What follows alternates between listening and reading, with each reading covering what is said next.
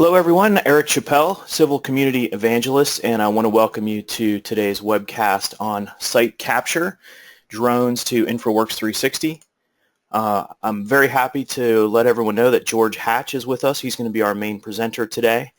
I've seen George present on this topic, and he's awesome at it, so you guys are not going to be disappointed with what you're about to see today. Before we get into that, though, I just want to share a few things about our webcast series and about our community. We do this twice a month. First and third Wednesdays of the month is what we shoot for. And the goal is to get you closer to our product team and get something from their perspective and be able to ask questions and see what's going on. But every once in a while, we kind of have a guest speaker, and that's our case today with George. George is actually from our sales organization. But he, as with all of us here, work very closely with the product team, and it's great to have him on the call.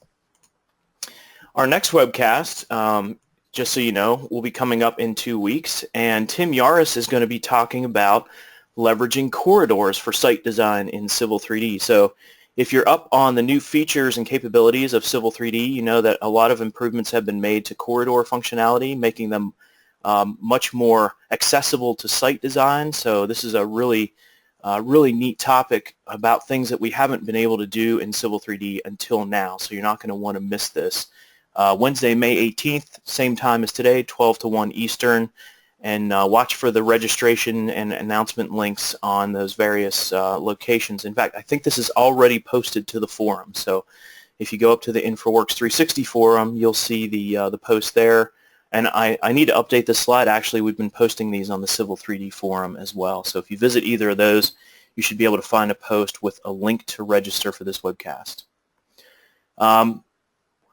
Something new that we started since last month is we branched out from being just an InfraWorks 360 webcast series to being a civil product webcast series, which primarily we're going to feature InfraWorks 360 and Civil 3D, but in some occasions, like today, we're going to bring in products like Recap or maybe Navisworks or whatever happens to be relevant to the workflow or the task or the industry segment that we're talking about on a given day. So spread the word to all of your Civil 3D friends that this webcast series is going to have things for both Civil 3D and InfraWorks 360 users very regularly. Now, next webcast is pretty Civil 3D centric, but I'm sure we'll bounce back soon after that and talk about some InfraWorks 360 stuff. And anymore, it's almost impossible to talk about one product without the other anyway, because they work so well together.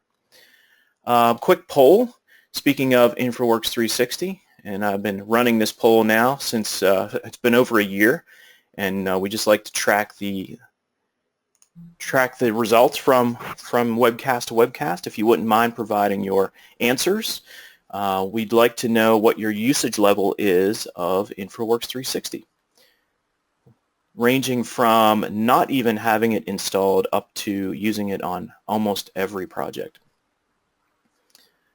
And it was interesting when I first started doing this. Obviously, it was just targeted towards InfraWorks 360 users.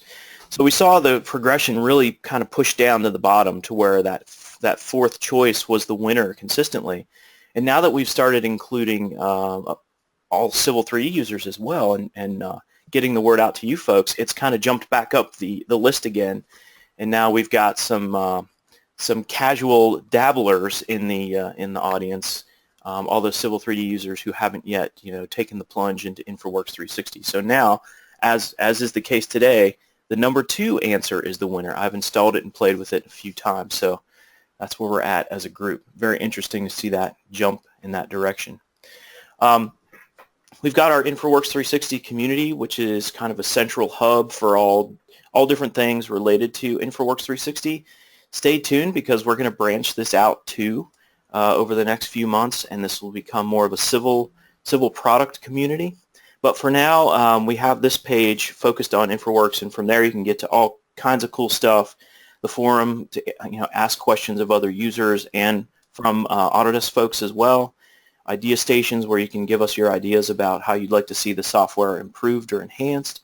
Right on down the list, infra tips are very popular. These are like quick little posts that give you productivity tips on how to get more out of InfraWorks 360 or maybe do something you didn't know you could do, and all kinds of good stuff there. You definitely want to check it out.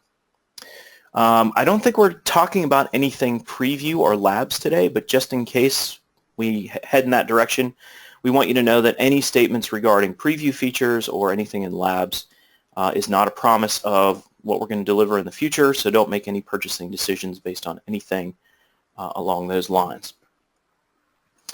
And ask lots of questions. We've got Cody Austin on the line today, who also knows quite a bit about this workflow. He's going to help out with answering questions. Unfortunately, we can't open the phone lines because there are so many of you. We expect to hit nearly 200 attendees today. So obviously, if we opened all those phone lines, it would be pandemonium. So we're going to have to resort to the questions panel for any questions that you have. Feel free to type in there. I'll help out where I can, and Cody will help out. I'm going to guess we're not going to be able to handle the volume of questions live. So with what's left over, maybe we can follow up with a blog post or maybe reach out to some of you individually. But we're going to do our best to keep up with the questions that are posted today. Please don't hold back on your questions. It makes the presentation that much more interesting, and it gives us an idea what you're thinking and what we need to focus on and the kinds of questions that are in your minds as you're looking at these products and these workflows. So please ask questions. Don't hold back. So with that, I'm going to turn over the floor to Mr. George Hatch. George, it's all yours. Fantastic. All right. So I am going to try to show my screen. Let me know when you can see my screen, Eric. I can see it now. Perfect. Perfect. All right. So I need to actually, first of all, say thank you, Eric, for having me. This is, of course, it's May the 4th, and we're talking about drones in InfraWorks 360. What could be more exciting than that, really, for a bunch of people that probably love Star Wars like I do. I know most of my customers do. We get to talk about some really exciting things today. So thank you for having me. My caveat, however, is that I have had the worst bout of allergies of my entire life. So if I am randomly coughing throughout this presentation, I apologize if it gets annoying. But I'm trying to drink lots of water and make sure that I keep the coughing under wraps. But that's what that's all about. So today we're going to talk about site capture and the workflow of drone data into InfraWorks 360. And when we talk about this workflow, we're going to actually talk about a couple of different products. We'll talk about InfraWorks 360, of course. We'll use Recap 360 Pro. And we actually may even talk a little bit about Format. Stay tuned. We'll see what we have for time. But that's a product that I'm going to use. Now, I think the most exciting thing out of this presentation is that we're going to have a guest appearance by 3D Robotics in their site scan application that really makes this workflow even simpler than it already is if you were to not use their solution. But they did some really exciting things, and we're going to talk about that as well. But before we really get started, I want to just touch on, this is a really basic agenda. Yes, of course, we want you to ask questions during the presentation in the question and answer section. I'm going to try to keep it a little bit informal. We're going to talk about the capture process and considerations when you're on site, data cleanup, how we use that data in InfraWorks, and then some tips and tricks along the way. But I think the most important thing that I want you to hear before we even talk about anything related to drones is that I just did a quick Google search this morning, and this is what comes up when we start talking about drones. We're talking about planes crashing. We're talking about approach issues at airports. Drones can be a very dangerous thing when you don't take into consideration all of the safety precautions. Most of all, following all federal, local regulations, and I would recommend anybody interested in this space to get some insurance through AMA. AMA provides hobbyists a service of legal counsel and some insurance as well. When you're a member of AMA, there's a ton of benefits to being a part of that group, but I think most of all, they're fighting on the behalf of all of us with FAA to be able to come up with some regulations that make a lot more sense than maybe what's out there today. So the third thing that I want to talk about on this slide is how do we plan for a flight? Now, there's a lot more in-depth conversation around flight plans that I want you guys to consider. There's a lot of webcasts that have been done over the last year to help plan for flights and help you understand exactly what to consider. But what I use all the time, and it's really simple, is AirMap. AirMap.com, or if you just Google AirMap, this is going to notify you of all the places within your area that are safe to fly, meaning they're outside of commercial and recreational radius of airports, they're outside of controlled airspace, and of course there can be temporary restrictions in airspace as well. So if you're thinking about flying a drone, make sure that you abide by the rules, and most of all, obey the rules so we stay out of the news. Okay? Nobody needs to be in the news and causing any troubles. So that's my caveat. I won't talk about anything else legal, but we've checked the box there. Stay safe. All right. Who is using drones, specifically drones, for reality capture solutions? You know, it's pretty much everybody across the board here. Plants, you know, people working on buildings, infrastructure projects, lots of quarries. You know, when we think about quarries or construction sites, we're thinking about things like material volumes and tracking movement of materials and different assets on your site maybe. A lot of people are starting to get into or interested in using drones to automate the process of gathering data from a project.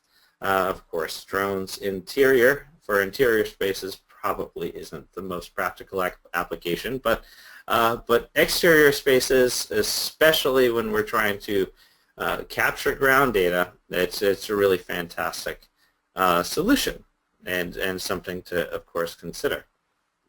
So this is a rock quarry near Boston, actually. It's outside of Quincy. It's called the Quincy Quarries, and during the Big Dig, they actually poured a lot of the excess dirt from the Big Dig into these quarries, filled them up, and now they've become, you know, a rock climbing haven. And I went out there and captured this data in like, it was probably about 15 minutes, 10-15 minutes, was able to capture the data. And when we think about how you would typically capture data like this, you know, the traditional methods are to go out there, maybe take some photos, maybe take some measurements, take a sketch pad, and you start kind of sketching out, taking your dimensions. Maybe you do a survey, but we're really talking about pre-survey. How do we capture this much information? Well, it's close to impossible without drones. It's now structures like this. Maybe you can capture without the drones, but you still got to get up high, and it's kind of dangerous. And if you're not a rock climber, then you're probably not wanting to go up on top of those rocks. But you may need to capture this kind of information so that you can use it in your project. Now we're going to use an example a little bit later on in InfraWorks project of how do we capture data to aggregate into that InfraWorks project. But in this case, it could be that, you know, the local climbing community wants to be able to put in new anchors and figure out, you know, specific routes for climbers that are the safest, optimize the experience for the climbers. So now they've got a 3D model to be able to do that. So it's extremely applicable. All right, so before we talk about the drones, you have to understand the process. Now, the process of gathering data of what we would call photogrammetry, taking photos and pushing it to a model, is fairly simple. There are some considerations, of course, but you would capture the data through a camera, and that camera can, of course, be mounted to drones, as we'll talk about today, but it doesn't necessarily have to be either, depending on what you're trying to capture. The idea is that you get a bunch of photos of an object, and then you push it into the Recap 360 Pro service to be able to stitch all those photos together to create a three-dimensional model. It's pretty straightforward. From there, you can bring it into Recap Pro on the desktop and refine maybe the point cloud, or you can bring the mesh into tools like Memento, or maybe directly right into a portfolio of Autodesk solutions like InfraWorks, Civil 3D, AutoCAD, Navisworks, whatever. Now, when it comes time to consider your site, excuse me, you have to consider a couple of different things. Number one, of course, all safety, safety issues like overhead wires and, might actually in an area that's safe to fly or there are people around. So we've already talked about the safety factors and what to consider there. Beyond that, though, you got to consider what kind of content am I trying to capture and what's the best way to capture that content. Now, with a flatter site, meaning there's not a lot of vertical features on that site, you can use what we would call, mowing the lawn, okay, as your approach. You can see in this image, the green line represents kind of the path of the drone at a specific elevation, and you're taking photos every so often, ensuring that each photo overlaps the last and the next. And the idea is that you basically mow the lawn with photos, and all of the overlap is what helps Recap stitch the model together and create a three-dimensional point cloud or mesh. Now, it's really important that when you're going through this process and you're thinking about how many photos do I need, how often do I need to take the photos, what kind of overlap do I need, it's really important that you don't just watch this webcast for those details. The reality capture team actually does very similar webcasts to this, and they've done several that talk about the intricate details of, what kind of exposures to use in your camera, what kind of ISO settings to use in your camera, what kind of, overlap is appropriate and what angles are appropriate. There's quite a bit behind the scenes to consider when you're going out on site, but this is the basics. If you've got a flat site, you can use this approach where you mow the lawn, because the camera can see at pretty much any perspective in its flight. It can see the faces that you want to capture. That's the key. Now, the second that you have an object, now I've placed this goofy looking building in the middle of my site to prove a point. The second that you have an object that has vertical faces or coarse overhangs, if a camera is directly above it, it's only going to be able to capture so much of that content. So what you need to do is need to consider how you capture areas that are vertical. You can mow the lawn for the majority of the site, but I would consider doing circular patterns around all vertical structures of significance. Now, the vertical structures of significance, when you do that circular pattern, you actually want to have several different elevations. Ideally, one that's a little lower, of course, one that's up high, and the camera angle needs to be able to capture as much of that structure in as many photos as possible. And the reason for that is that when you think about how Recap 360 or any photogrammetry service is stitching together these photos, it needs to be able to see one specific location on a model from many photos in order to calculate where that point is. So if you've got an overhang on a building, you need to be able to see under and around that overhang from multiple different photos in order to correctly model it. That's really the simple answer to what's actually a fairly complex algorithm behind the scenes. So that's what you need to be considering is if you've got a flat site, pretty simple workflow. If you've got lots of vertical features that you really want to capture that are important to you, then you may want to consider enhancing the amount of photos, basically just taking circular patterns around some of these objects, and incorporating these photos with the data you upload to Recap 360. All right. So here we go. Once you have the data from the field, you're going to push all the photos into Recap 360 service. So once in there, you'll say create a photo to 3D model.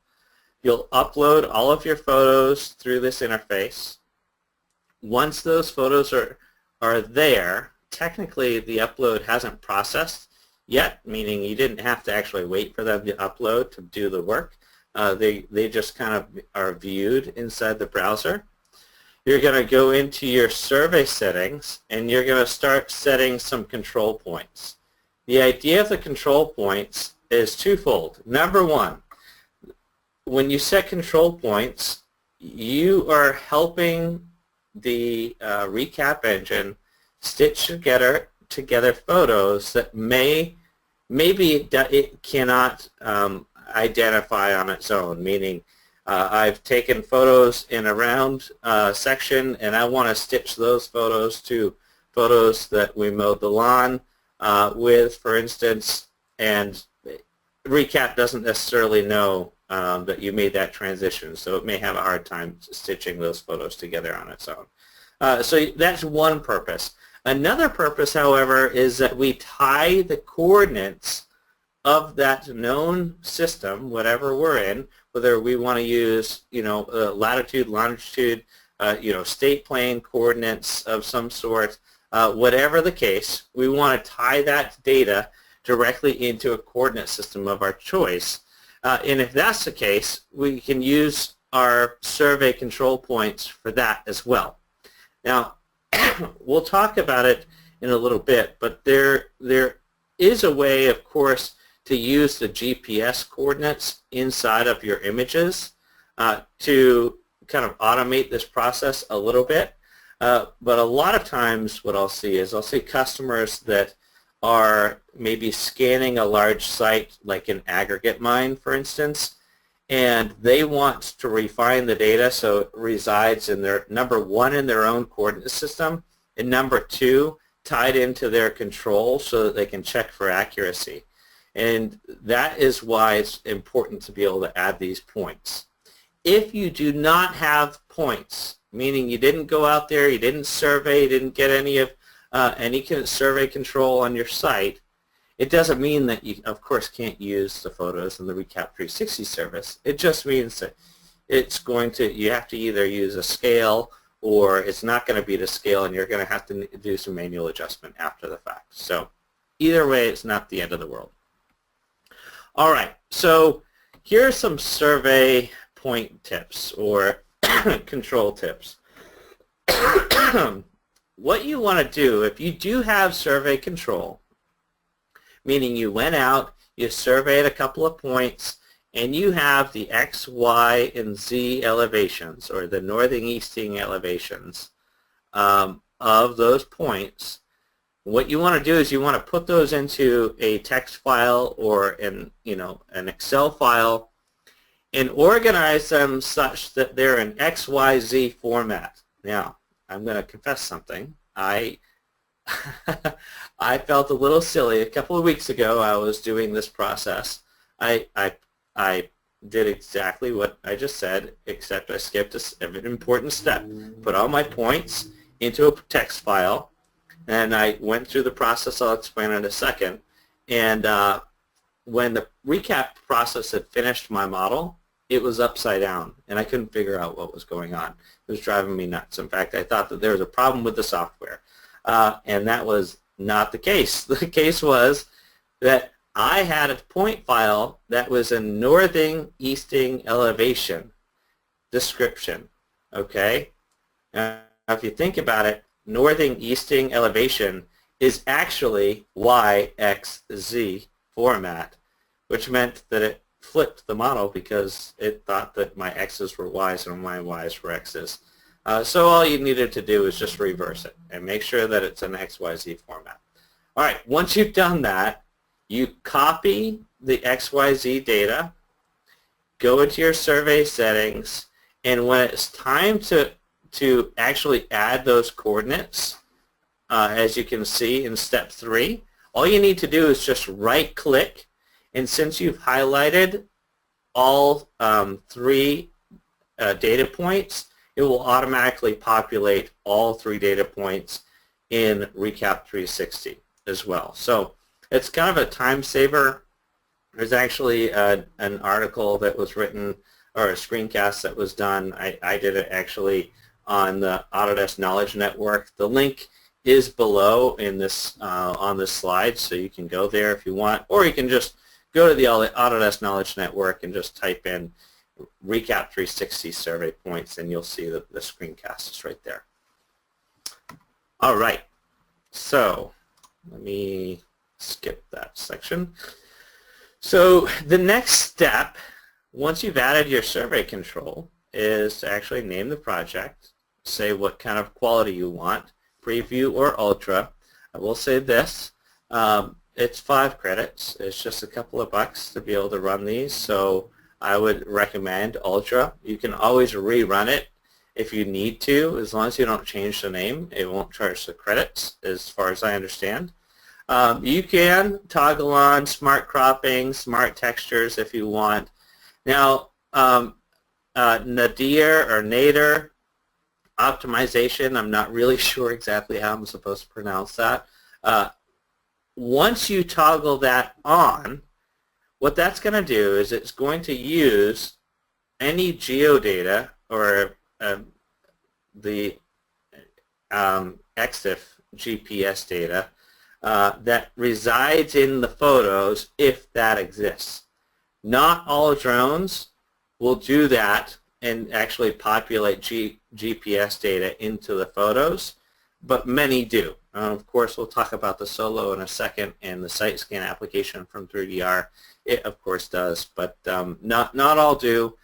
So you need to understand what you have for your photos. If you have GPS data in your photos and you toggle this on, it will automatically georeference your data to the coordinate system of those points.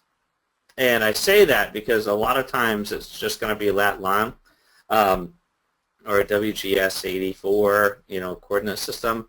But there are systems where you can actually specify, okay, you know what, I'm in Massachusetts and I want to be at Massachusetts state plane coordinate 83, excuse me, meter. So you can of course use that data here. Now the next step is I think probably the most critical, and that is toggling on what type of data you want out of the Recap 360 service. I want an Ortho TIFF. I always want the point cloud, which is the RCS, and then RCM. If you want an FBX or an OBJ file, of course you can toggle that, but I will say that my personal preference is that I always grab the Ortho, the point cloud, and their mesh, the recap mesh. The other formats I don't necessarily care about. All right, once you're done, you just let the process finish, and you'll get an email later on saying, okay, your project is complete and you can download it now.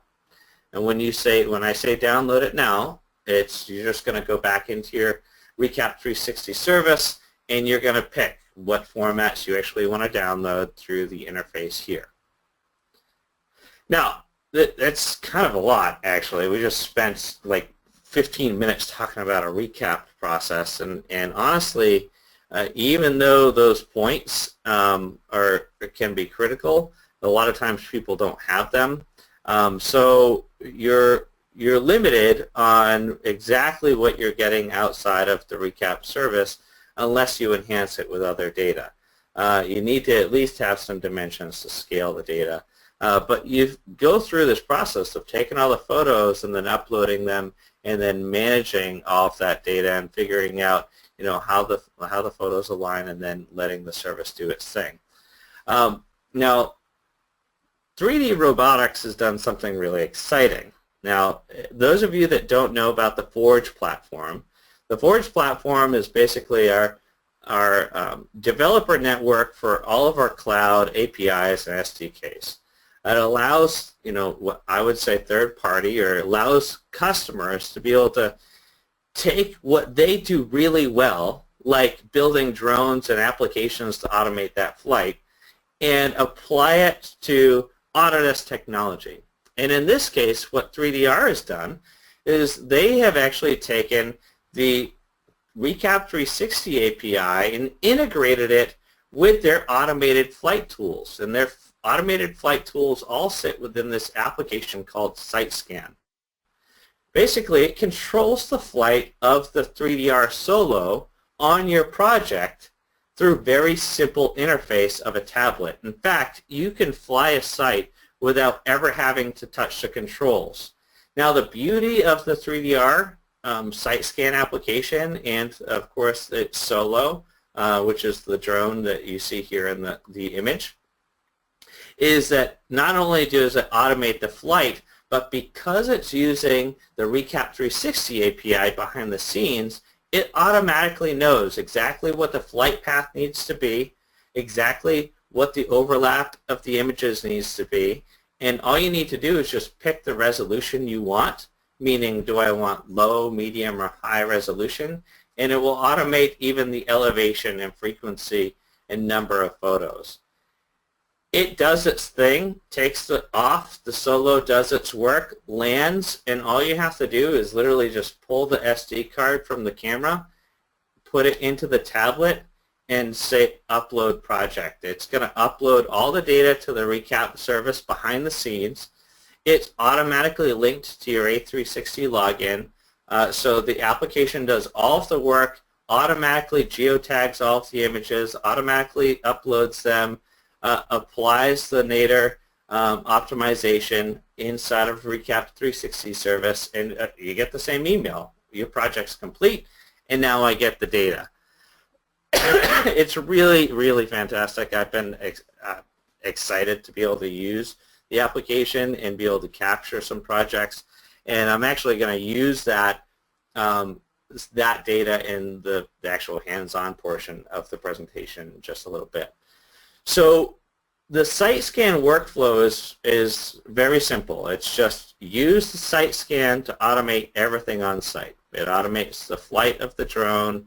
It automates all of the upload data and upload of the photos and how it's geotagged and linked.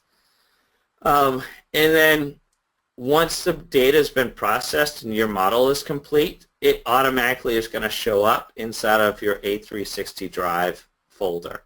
And then you just download it. You just download the data. You don't have to do anything inside of Recap 360 Pro if you don't want to. Although, I will say this, if you want to add any kind of survey control, today, the way the application runs is that you'd want to add that survey control inside of the Recap 360 service. I will say this, the data that you're going to see today was completely aligned and positioned just based off the GPS.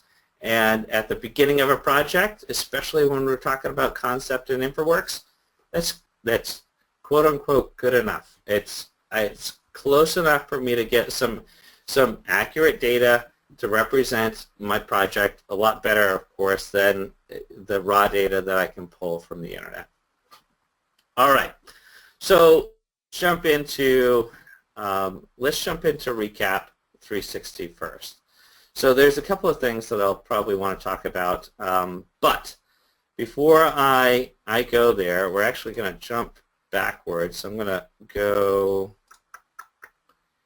here and go into my web browser.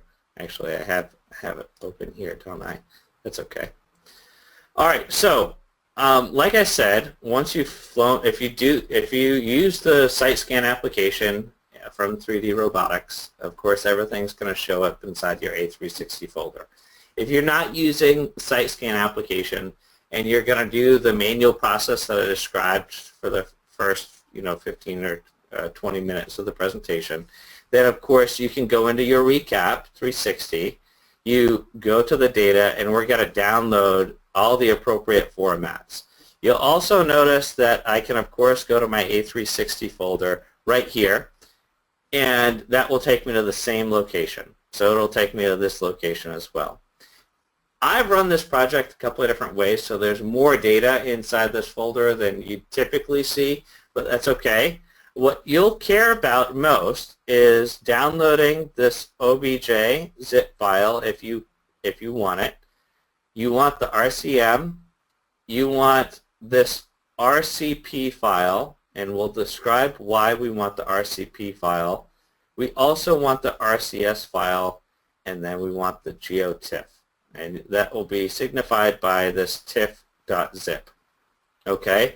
Now, if you want, it's going to show up here as well, so you could click Downloads and download all of those except for the RCP file. Now, I'm going to talk about what the RCP file is for and how important it is in a second. But for now, just know that the RCP file is found in the A360 folder, not in this interface. All right, once you've downloaded that data, this is kind of what it looks like. What you'll do is you're going to take the RCS that you downloaded, and we're just going to double click on it. And what it does is it has to start a Recap 360 project. I'm going to open up Recap 360 with that RCS file. I'm going to initiate a first project, and just for demonstration purposes, we're going to throw this in a temporary folder and call this drone demo. Hit proceed. You'll notice that I don't have to import any files because I was attempting to open the RCS. It shows up here, and all I have to do is say launch project. Okay. Now that I've got this RCP file in Recap 360, or technically it's an RCS file inside Recap 360, now I can start to refine it a little bit. Now, why would I care about refining it here? Why not just import the data raw into InfraWorks? Well, there's a couple of different reasons that I'd want to maybe refine it here. Number one is when you take any photo process and apply it to creating a model, on the fringe, you're going to basically have areas that look like this, that don't look so hot. They don't look so hot because you didn't take enough photos on the edges of your project. And guess what? If we had, we'd have a new edge, and therefore we'd have a new edge that looks crappy. So what you want to do is typically I'll go in here and I'll use the editing tools to just select out a bunch of points. Like maybe I just do that and I delete the points altogether. Okay? Now you can go through and you can delete a lot of points if you want, or you can go through and create what's called regions, and I'll show you what that looks like. So let's say that I care about this ground data, which is frankly the most critical thing for us later on. We're going to want to enhance an InfraWorks model, you'll see. So what I can do is I can select a bunch of points, create a brand new region, let's call this ground, and say OK. And all that does is it just puts all those points on what I would call a layer in AutoCAD, but we call them regions inside of Recap 360. And inside of Recap 360, you're going to see that the ground shows up there. Now I can turn it off or I can turn it on. Now that becomes really handy because now if I wanted to, I can go through and I can basically select all the points that I want to include as ground and put them on that region, and immediately now I'm kind of classifying the points into groups, which is exactly what you want to accomplish. Now, once that's done, I'm not going to go through and classify all of the different points here. Once that's done, what you want to do is I'll actually open up a different project. So let's save that one. We can optimize it. We'll let it optimize for a second just so we have it to go back to. I'm going to open up the same exact data, except I've already set up regions. Now, the first time that you open it up, if it's been optimized, you'll see that it takes a little while for it to open. And that's okay. I don't really care about that right this second. What I do care about is that you'll see I've got kind of 3 different groups. I've got a group called bad, which is just points that I don't really care about. I've got a group called ground, and I've got a group called off-site trees. Now, bad, obviously we don't care about the bad points. What I do care about are my ground points. And what you'll see is that I'm going to just continue to talk. This is going to continue to start processing in all of the points. It's been optimized, so it needs to show up visually. I don't feel like waiting for it, so we're just going to continue to talk while it does its thing. What this does is I've classified out just ground points, and I want to export those as an RCS file. Now, you may ask yourself, why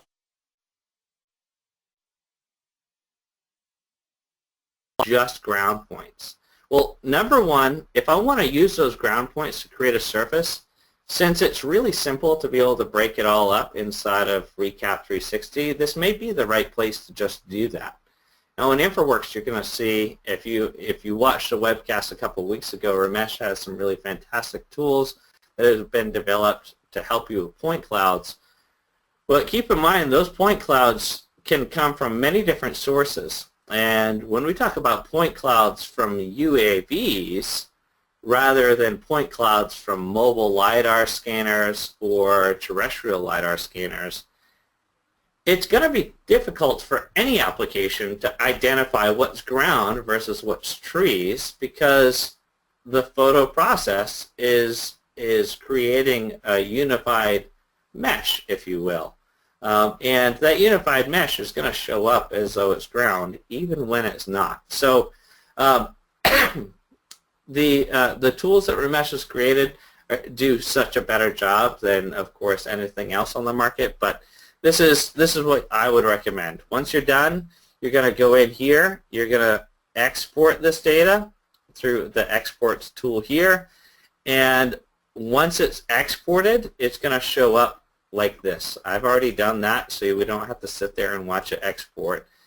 I'm just going to show up. In this case, I've exported 2 different groups, basically one group that is just ground points and one group that is just the trees. All right, so let's jump into InfraWorks, since we're also excited to get into InfraWorks, so why not show the data inside of the product we care about. Now, it probably would have made a lot of sense for me to actually show you this InfraWorks model to begin with, so you knew exactly why we were capturing the data and where it was going to go. But since you didn't go on site with me and fly, I figured it was easy enough just to show you the process, and I'll show you what we're going to do with it. So with InfraWorks 360 2017, I'm just going to open up a InfraWorks model, which you can see here. It's going to just take a second to open this model.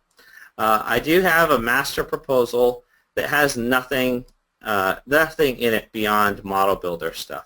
Okay, everything that you see here came from Model Builder.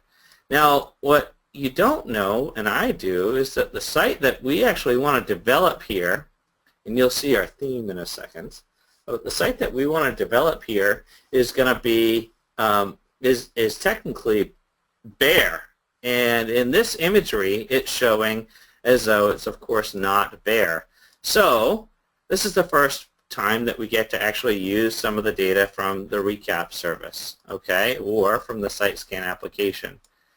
Now, when you downloaded the data, remember I said that it's important to grab that geo-referenced TIFF. Now, when you download it, it comes in a zip file. If I were to expand that zip file, there's a mesh of a DEM and a mesh of an ortho. What I'm going to do is I've already extracted, and I'm just going to drag the Ortho TIFF from Windows Explorer directly into InfraWorks 360. It shows up as ground imagery. It is using LL84 as its coordinate zone, but I didn't have to pick that. InfraWorks knew. And I'm just going to say close and refresh. And you'll notice that the imagery in our site, of course, is now going to reflect exactly what we had on the day of flight.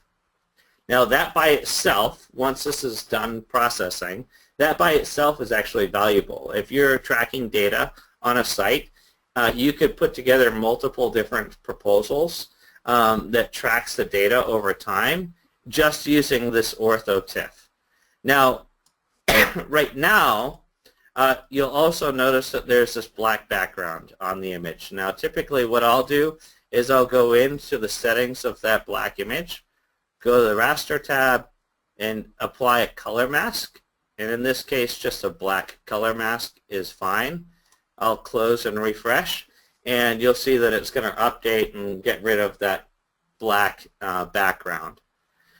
You'll also notice that, remember, on the fringe of our project, the Ortho TIFF is going to have some obvious error in exactly what it's captured. And the reason for that, again, is that we didn't take enough photos on the fringe, and if we had, we'd have a new fringe. So the Ortho TIFF can't be edited inside of InfraWorks, but if you have raster design inside of the infrastructure design suite, you could take that into raster design, edit this TIFF, and maintain its georeference, basically clipping out the edges and re-exporting with a world file. Now, I'm not going to go into that workflow just because of time, but that's absolutely possible.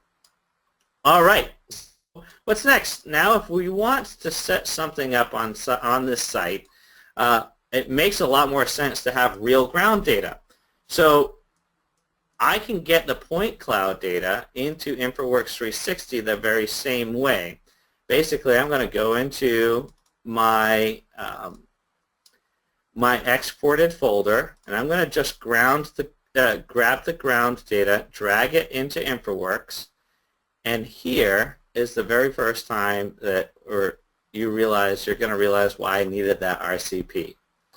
Now, it is at LL84 because I used the site scan application actually used the GPS data from the rig.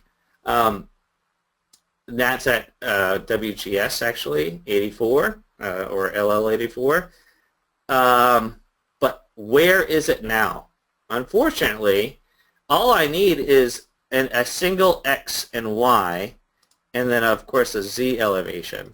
But I don't know exactly where to get that. Now, the way that Recap 360 works is the second you apply a coordinate system to your Recap 360 project, whether you use SiteScan or not, it's going to actually embed that data inside that RCP, and that's why we downloaded it.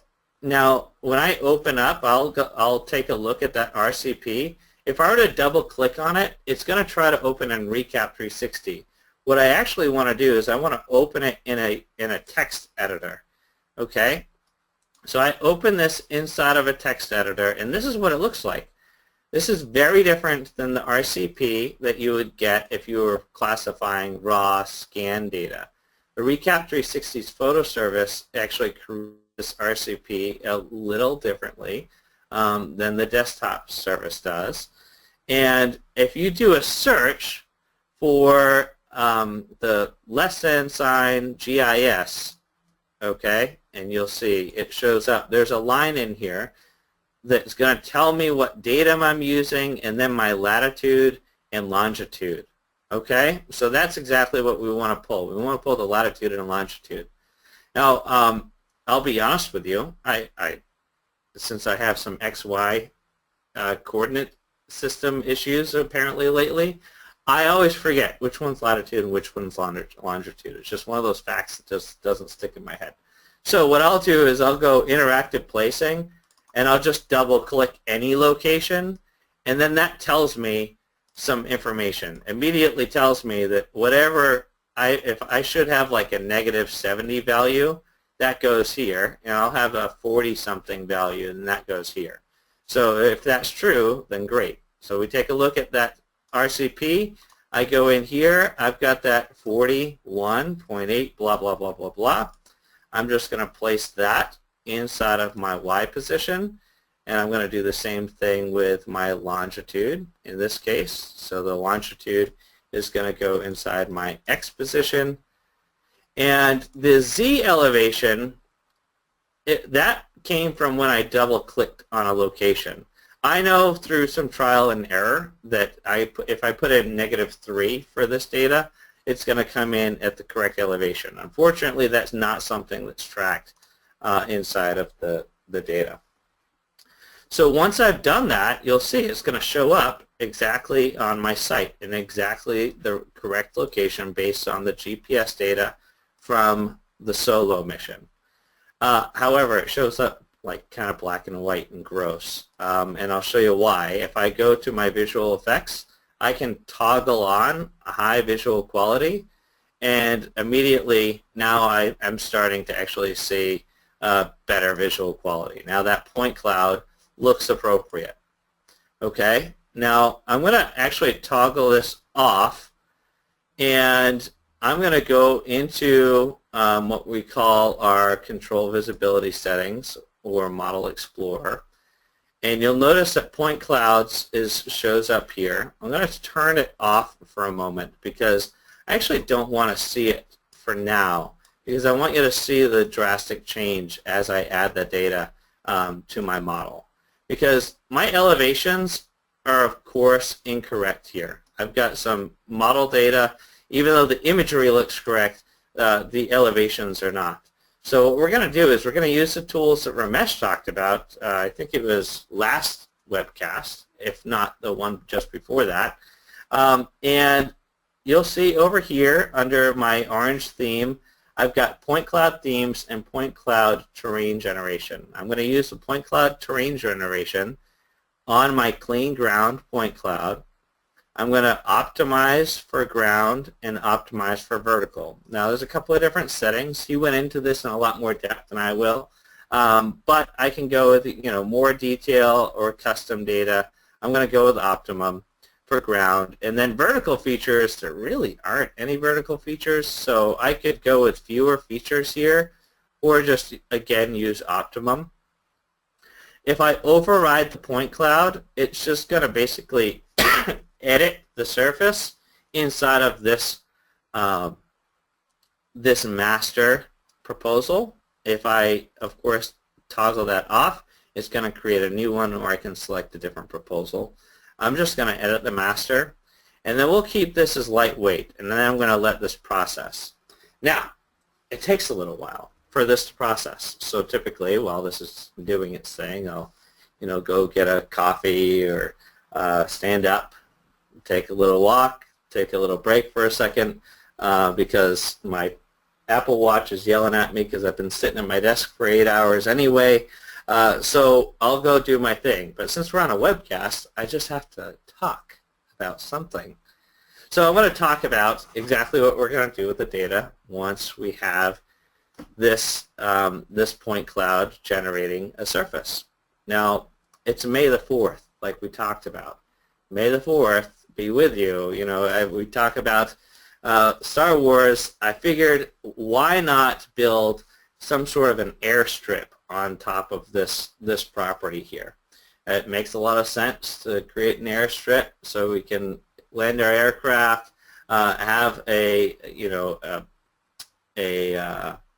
building maybe that we put on the site specifically for hosting anybody that's going to take intergalactic missions or go to other worlds.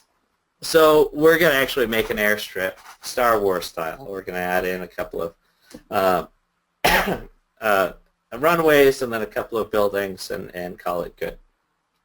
Now, while this is generating, when we talk about buildings, that's why Format comes into play. For those of you that don't use Format, Format's a really amazing tool that I love to use on a regular basis. Format allows us to put together conceptual models of three-dimensional objects. So those conceptual models are typically vertical related, so buildings and things like that. Not necessarily organic structures like you'd see inside of InfraWorks. But you can see here, if I go to my A360 drive, I can open up a building that I've created inside of Format. And we can export that building very simply through the interface in Format. So you can see here that it was really simple to create the building. You can see there's lots of intuitive tools like maybe adding rectangles, or extruding those rectangles. Of course, I can go the opposite direction and actually push that hole all the way through the building. Very cool, lots of fun. This helps us enhance our InfraWorks model. So once I'm done with that, I can go to export and export locally and pick an OBJ file, all of our objects, and then just say export. It's going to throw it in my my downloads folder. So now we've got this building from Format that we can use on our site as well.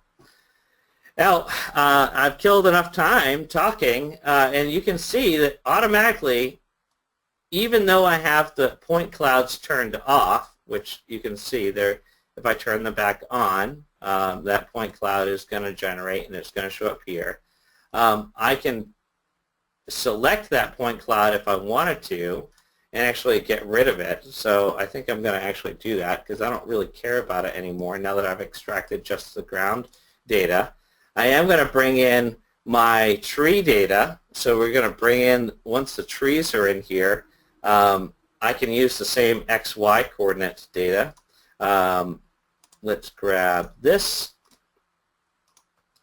for my Y, and let's grab this. This is actually for my Y, and -3, and say close and refresh. And that's actually going to drop the trees into exactly where they're supposed to go. So now I've got ground data with the imagery draped from the drone flight, and I've got my tree data around my site. And this ground data is a lot more, of course, realistic to exactly what happens on the site.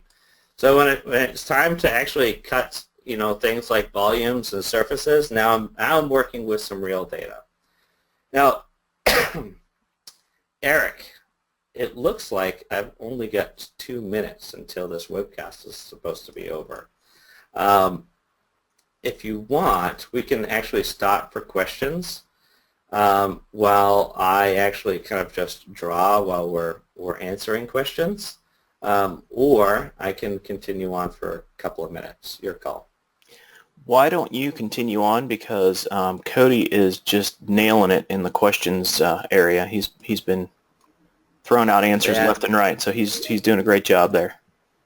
Fantastic. All right, so let's add in an airstrip. Now this airstrip is just going to be a road just for giggles because we don't have a ton of time.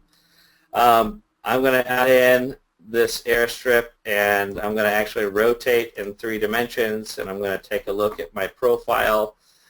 You'll notice that if we look at the ground data compared to the DEM surface, it's actually off by quite a bit, which means that the DEM data, of course, was less accurate. It's less accurate than the ground data, but I can go in and we can make the appropriate design changes to make an airstrip that makes more sense in 3 dimensions, just using the design tools inside of InfraWorks 360. I can go in here, maybe I want to add in a second airstrip. Maybe we'll add it in. It's a little bit shorter. So I'm going to add it in there.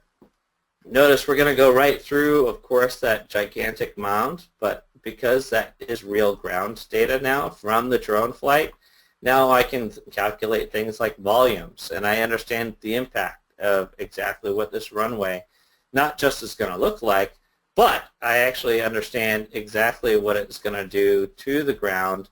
And and its impact on my volumes. So I'm putting together a concept based on a flight that took me about, I don't know, 15 minutes or so on a site. Now this site is now been enhanced with the power of the drone flight in InfraWorks 360, and now I'm starting to lay out some concepts in real time in front of you, in front of an audience on a webcast, and it helps me understand exactly the impact of my project. So maybe I want to add things like land areas to be able to knock down some of these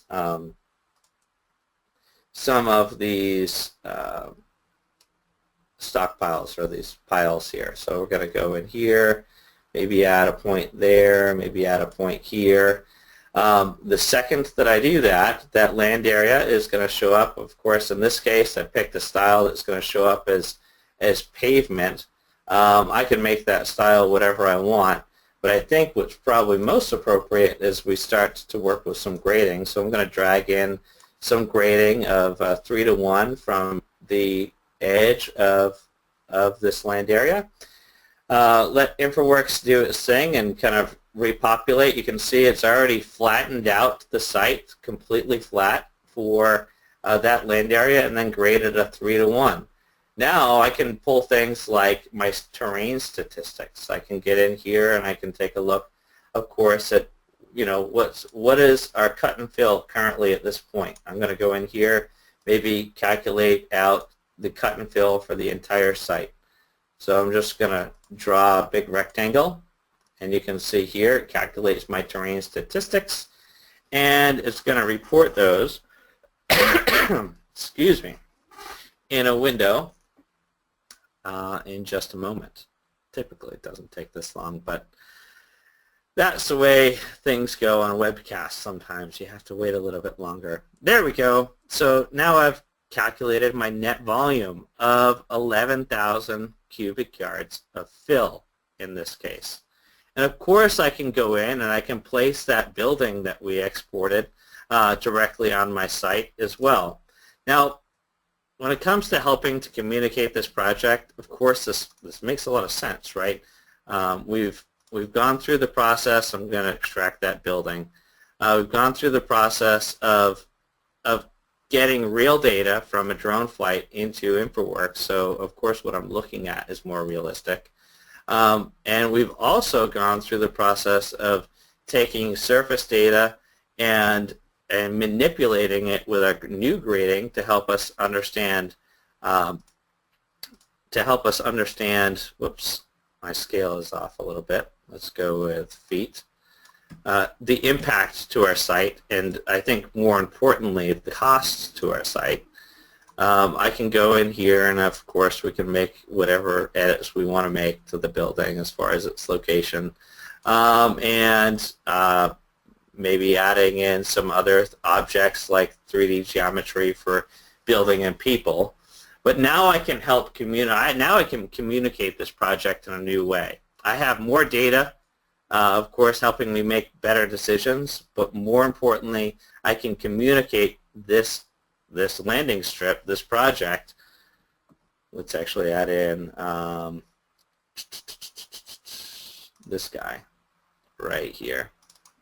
I can communicate this landing strip to all the stakeholders on my project, which, frankly, has nothing to do with the customer, and it has everything to do with the people that live next door to the project, the people that are going to be impacted in their daily lives the most. Whoops, I just double-clicked.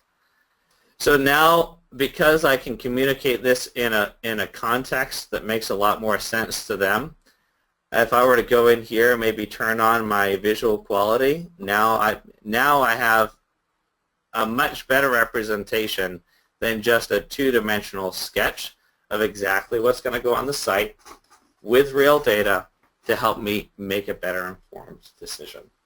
All right, so we are 4 minutes over, and I'm going to wrap it up on my end. I know that, Eric, you had a couple of things that you wanted to kind of address before we wrapped up the entire webcast. Let me change myself to presenter. And I just wanted to remind everyone that we have our next webcast coming up, which is going to be leveraging corridors for site design in Civil 3D. So watch the various community locations for that, the community hub, the forum, Facebook, Twitter, LinkedIn. We'll be posting information on how to register for that webcast. And that's really it. I wanted to thank George for a great presentation. I especially want to thank Cody for jumping in last minute and answering about 1 million questions. I can't believe he was able to keep up with all those, and he did so and answered in with a lot of detail. So thanks a ton, Cody, for doing that. Great presentation. I hope you all enjoyed it. It has been recorded, and it will be posted to the community site either later this afternoon or sometime tomorrow. Have a great day, and go out there and try InfraWorks 360.